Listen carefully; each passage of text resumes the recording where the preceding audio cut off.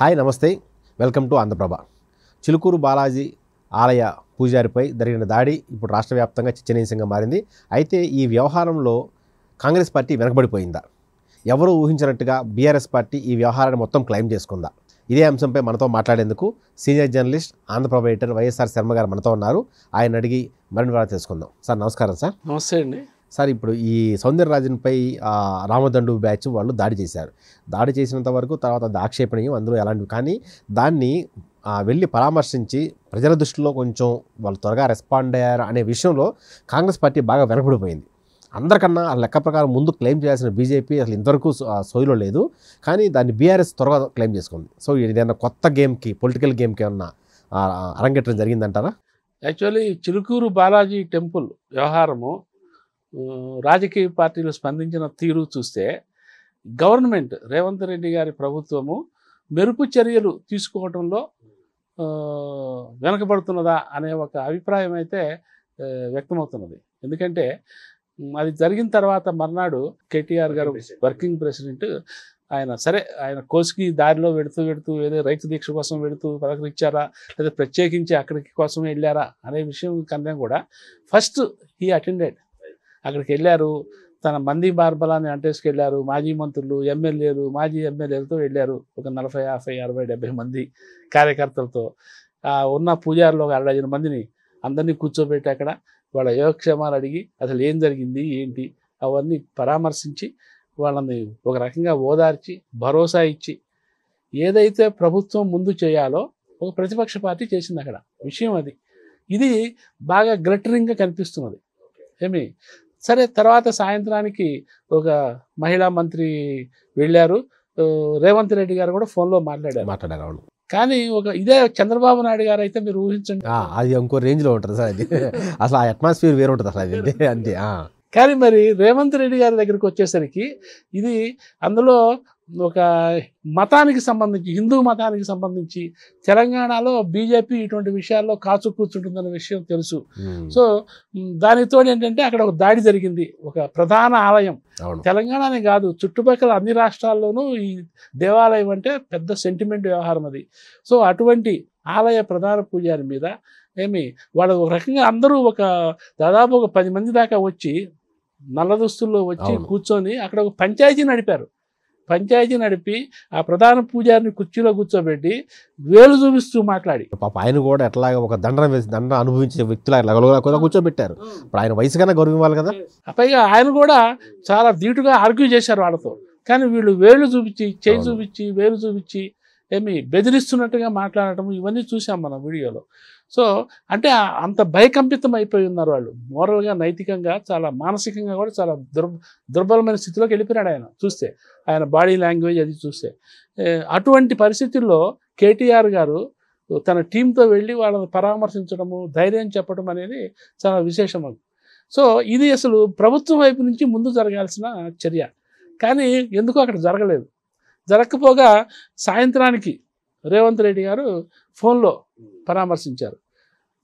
ముఖ్యమంత్రి డైరెక్ట్గా వెళ్ళి అక్కడ పరామర్శించి వచ్చి అదే ఒక ప్రతిపక్ష నాయకుడు ఫోన్లో మాట్లాడారంటే మనం దాన్ని సాదాసీదాగా తీసుకోవచ్చు. కానీ ఇక్కడ రివర్స్లో జరిగింది. దీన్ని బట్టి ఏమవుతుందంటే ప్రభుత్వము స్పందించడంలో ఇది కూడా ఒక రకమైన ప్రజా సమస్య.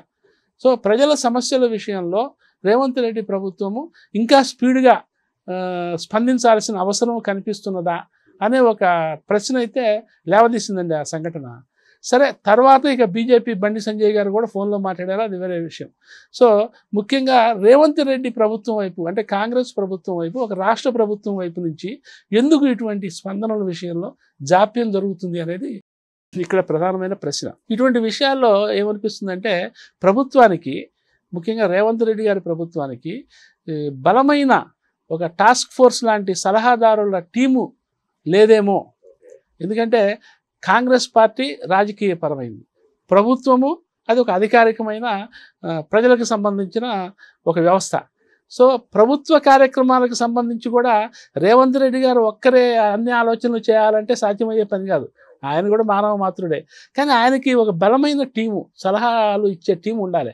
ఇప్పుడు తుఫాన్లు అట్లాగే ఇతరత్ర భూకంపాలు వచ్చినప్పుడు, ప్రకృతి వైపరీత్యాలు వచ్చినప్పుడు మనకుంది కదా ఎన్డీఆర్ఎఫ్, నేషనల్ డిజాస్టర్, ఎన్డీఆర్ఎఫ్ ఉంది, ఎస్డీఆర్ఎఫ్ ఉంది, ఎస్ ఉంది కదా. మరి వాళ్ళు ఏంటి క్షణాల్లో వాలిపోతారు ఏమి. సో అటువంటిది ఒక ఇది ప్రభుత్వం తరఫున ఒక టీము ఏమండి, రాజకీయంగా పార్టీ ఇప్పుడు రాజకీయంగా కూడా ఇప్పుడు పార్టీ కూడా ఆయనకు సలహా ఇవ్వాలిగా. అరే అక్కడ జరిగింది, నువ్వు వెంటనే రెస్పాండ్ కాకపోతే అవతల ప్రత్యర్థి ముఖ్యమంత్రి కాలేదు, ముఖ్యమంత్రి కాకపోతే ఒక వేరే మంత్రులు ఉంటారు కదా. ఇప్పుడు రంగారెడ్డి జిల్లాకు మంత్రులు ఉన్నారు, వాళ్ళు ఇల్లు కన్నా పరామర్శిస్తే ఎలా ఉండేది ప్రభుత్వం తరఫున? సో ఇవన్నీ చెప్పడానికి ఒక సలహా ఉండాలిగా, ఉండాలి. అవతల లేదా ప్రతిపక్షం వాళ్ళు ఎన్కాష్ చేసుకుంటారు, మెకానిజం ఉండాలి, మెకానిజం. అవతల ప్రతిపక్షం వాళ్ళు ఎన్కాష్ చేసుకుంటారు, మనం ముందర వెళ్ళాలి, నువ్వన్నా వెళ్ళు, అయితే మంత్రుల టీంలో పంపించిన సలహా ఇచ్చే వాళ్ళు ఉండాలి. రాజకీయంగా పార్టీ తరఫున ఒక టాస్క్ ఫోర్స్ టీం ఉండాలి, ప్రభుత్వం తరఫున ఒక టాస్క్ ఫోర్స్ టీం ఉండాలి. ఈ రెండు 24/7 పనిచేస్తూ ఉండాలి. అప్పుడు మోడీ గారు ఒక టెర్రరిస్టులు ఇచ్చేయడం కోసం తెల్లవారుజామున పాకిస్తాన్ మీద మెరుపు దాడి చేశారా లేదా? అవును చేశారు. ఆయన మొత్తం రాత్రి 1 గంట 2 వరకు కూడా మానిటర్ చేశాడు. ఎస్, క్షణాల్లో. ఇటువంటి మెరుపు చర్యలు నిర్ణయాలు తీసుకోవాల్సిన అవసరం ఉంటుంది ప్రభుత్వాలకి. అందులో రాజకీయంగా మంచి టెంపర్మెంట్ ఉన్న స్టేట్లో ప్రభుత్వము ఎప్పుడు ప్రతిసారి ఆత్మరక్షణలో పడకుండా తనే ముందు గవర్నమెంట్ ఫస్ట్. ఇప్పుడు చంద్రబాబు నాయుడు కూడా అదే గవర్నమెంట్ ఫస్ట్ అంటే అర్థం ఏంటి? ప్రజలకు సంబంధించిన ప్రతి సమస్య మీద ఫస్ట్ వారిపోవాలి అక్కడ సో రేవంత్ రెడ్డి గారికి కాంగ్రెస్ పార్టీ తరపు నుంచి ఒక సలహాలు ఇచ్చేందుకు ఒక టాస్క్ ఫోర్సు, గవర్నమెంట్ వైపు నుంచి సలహాలు ఇవ్వడానికి మేధావులు కానివ్వండి, సామాజికవేత్తలు కానివ్వండి, ఒక టాస్క్ ఫోర్సు ఉంటే ఆ రెండుకి కూడా 24/7 అవసరమైతే షిఫ్ట్ల వారీగా పనిచేస్తూ ఇటువంటివి తెరగనక మంత్రాంగము యంత్రాంగము నిలిపే వ్యవస్థలు ఉంటే అప్పుడు రేవంత్ రెడ్డి గారు కూడా వాళ్ళు చెప్పింది చేయాలి. లేదు మంత్రులు కాదు నువ్వే వెళ్ళి రావాలంటే క్షణాల్లో హెలికాప్టర్ ఇవాళ రేపు హెలికాప్టర్లు విమానాలు తెలియదే ఉందండి. అదే హైదరాబాద్ నుంచి రంగారెడ్డి చిలుకూరు బాల అరగంట 30 గంటల లోపు ఒక 5 minutes వెళ్ళొస్తే ఇప్పుడు అది వేరే వాళ్ళు క్లెయిమ్ చేసుకున్నా కానీ ఇప్పుడు ఇతనుకున్న ప్రభావం మొత్తం పోయేది కదా, పోతుంది కదా, ఎవరు పట్టించుకునే వాళ్ళు కాదు. అంటే అపోజిషన్కి నువ్వేమి ఇచ్చావు చూసారా? ఇప్పుడు అంత చిలుకూరు బాలాజీ లక్షలాది మందికి సెంటిమెంట్ ఉన్న గుడి వ్యవహారంలో పట్టించుకోకపోతే ఇంక మిమ్మల్ని ఏం రక్షిస్తుంది ఆ గవర్నమెంట్ అని ప్రతిపక్షం అంటానికి ఈజీ టార్గెట్ అవుతుందన్నమాట. సో ఇటువంటివి లేకుండా చూసుకోవాలంటే రేవంత్ రెడ్డి గారి ప్రభుత్వము వ్యూహాత్మకంగా తన ఆత్మవిమర్శ చేసుకొని కాంగ్రెస్ లీడర్లు అందరూ ముఖ్యంగా సీనియర్ మంత్రులు కూడా ఉన్నారు అక్కడ, మరి వాళ్ళందరూ కూడా ఎందుకని దీని గురించి సీరియస్గా తీసుకోవాలి కదా.